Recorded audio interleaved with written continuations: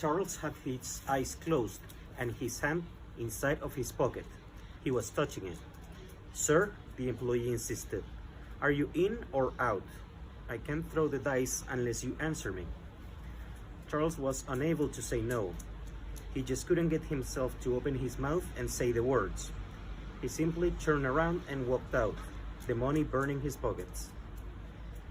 The night was cold and dark, and the wind helped soothe his urges.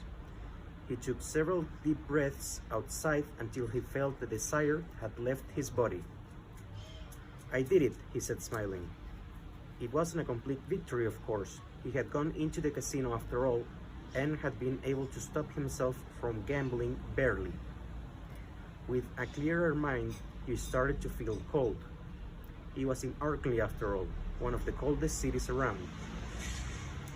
It would seem foolish for someone like him to go to a place that cold and with so many gambling opportunities around, but there was a good reason for him being there. Arkley was not only cold, but it was also a hellhole filled with the worst scum on earth. That included paid assassins, drug dealers, prostitutes, etc. Charles wasn't any of that scum, or at least didn't consider himself to be, but he was going to interact with them, not because he wanted to, but because he needed to.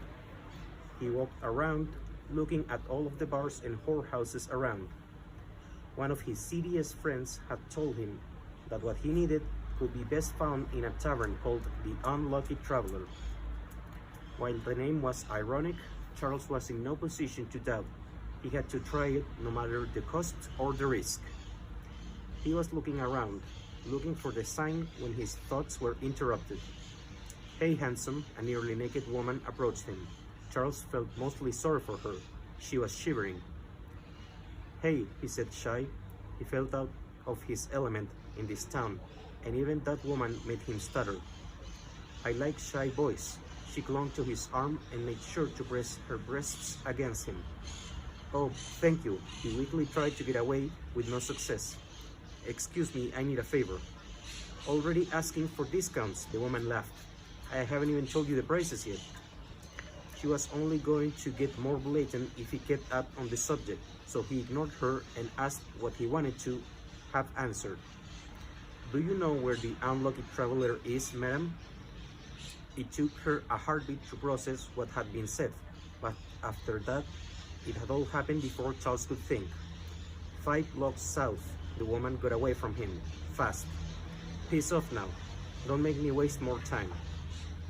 Charles was not in the mood to start a fight with a hooker in a crime-ridden town, so he decided to ignore her and keep walking. Arkley wasn't big, but it was crowded, and finding anything with the poor lighting and all of the air dust would be a problem without directions, so he was grateful for that rude prostitute, even if she had gotten angry at him.